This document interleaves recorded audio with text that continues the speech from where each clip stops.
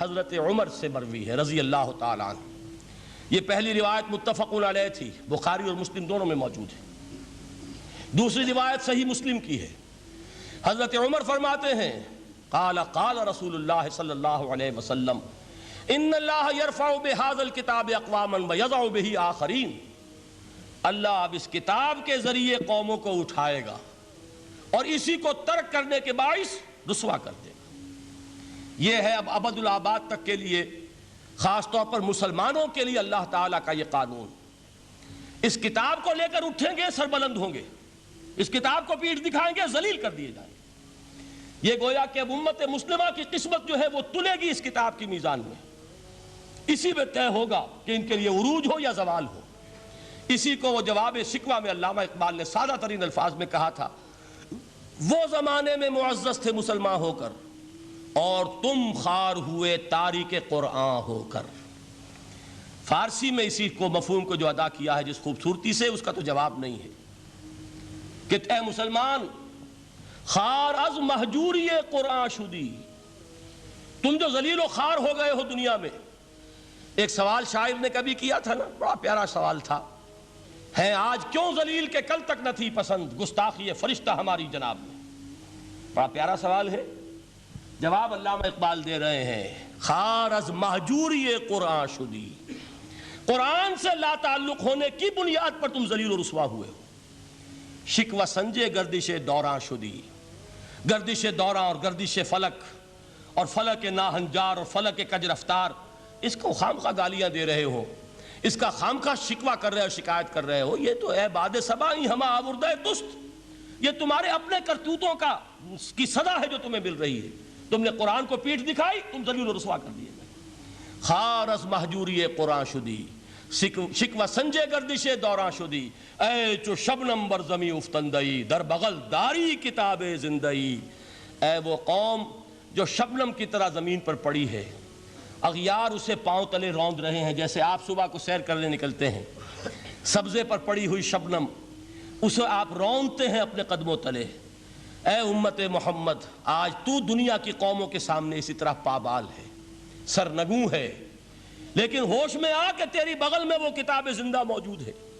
وہ کتاب زندہ جس نے کہ دنیا میں یہی جزیرہ نما عرب، وحشی لوگوں کا مسکن، نہ یہاں علم، نہ یہاں تمدن، نہ یہاں تہذیب، نہ یہاں تنظیم، کوئی ڈسپلن نہیں، کوئی حکومت نہیں، کوئی تہذیب نہیں، کچھ نہیں، تاریکیاں ہی تاریکیاں.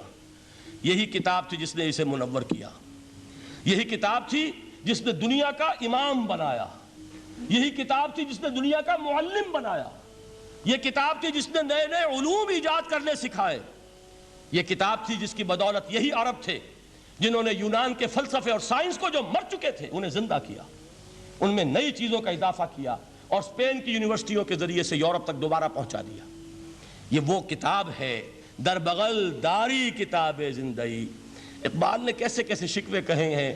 اسی قرآن میں ہے اب ترک جہاں کی تعلیم، جس نے مومن کو بنایا مہو پرویں کا امیر. اس قرآن کو لے کر مسلمان نکلا ہے، ایک ہاتھ میں قرآن، ایک میں تلوار. برا نہ مانیے، قرآن تلوار کا نام بھی آپ اپولوجیٹک انداز میں نہ لیا کریں. انقلاب کی تکمیل تلوار سے ہوتی ہے، انقلاب کی تمہید کسی کتاب سے ہوتی ہے. اچھی طرح جان لیجیے، کبھی انقلاب صرف کتاب سے نہیں آیا. کتاب سے ذہن بدلتے ہیں، کتاب سے فکر بدلتی ہے، کتاب سے سوچ بدلتی ہے، کتاب سے ایک جماعت تیار ہوتی ہے، ایک قوت تیار ہوتی ہے. وہ 313 جو میدان بدر میں تھے وہ قرآن کا اعجاز کا ظہور تھے، لیکن ان کے ہاتھوں میں تلوار آئی ہے. ہم اسے ڈینائی نہیں کریں گے کہ در حقیقت انقلاب محمدی کی تکمیل میں یقیناً تلوار کا حصہ ہے. لیکن یہ تلوار ہاتھ میں لینے والے آتے کہاں سے اگر قرآن کے ذریعے سے محمد الرسول اللہ نے وہ جماعت تیار نہ کی ہوتی. وہ کام کیا ہے، یتلو علیہم آیاتہ ویزکیہم ویعلمہم الکتاب والحکمہ. وہ سارا عمل قرآن کے گرد گھوم رہا جس سے وہ جماعت تیار ہوئی. اور پھر اقبال نے اس کو بھی 2 جملوں کے اندر ادا کر دیا. ایک شعر کے 2 مصرے، با نشہ درویشی در ساز و دما دم زن، چوں پختہ شوی خود را بر سلطنت جم زن. پہلے ہے وہ نشہ درویشی، وہ فقر، وہ صحابہ کرام کے وہ راتوں کو اللہ کے سامنے کھڑے رہنا، وہ تزکیہ نفس، وہ موعظہ قرآنی، وہ تزکیہ جو قرآن کے ذریعے سے ہو رہا تھا 13 برس تک ہوا. اب جب ایک جماعت تیار ہو گئی, ایک قوت وجود میں آئی, تو اب اس قوت کو محمد رسول اللہ نے باطل کے نظام پر دے مارا, ٹکرایا. بانش درویشی در ساز و دمادم زن, چون پختہ شوی خود را بر سلطنت جم سن. تبھی وہ انقلاب آیا, جاء الحق وزہق الباطل ان الباطل کان زہوقا. تو اللہ تعالیٰ اس کتاب کو اب میزان بنا چکے ہیں. وَبِالْحَقِّ أَنزَلْنَاهُ وَبِالْحَقِّ نَزَلَ, یہ قرآن حق کے ساتھ نازل ہوا ہے, فیصلہ کن کتاب ہے.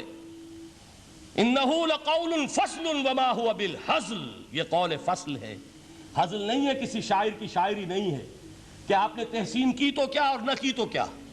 یہ کتاب وہ ہے کہ اگر مانو گے تو مہو پرویں کا امیر بنو گے, اور اگر اس کو پیٹھ دکھائے رکھو گے جیسے دکھائی تم نے تو ذلیل کر دیے جاؤ گے, رسوا کر دیے جاؤ گے, جیسے کہ آج کم سے کم 300 برس سے پوری دنیا میں مسلمان ذلیل اور خوار ہیں.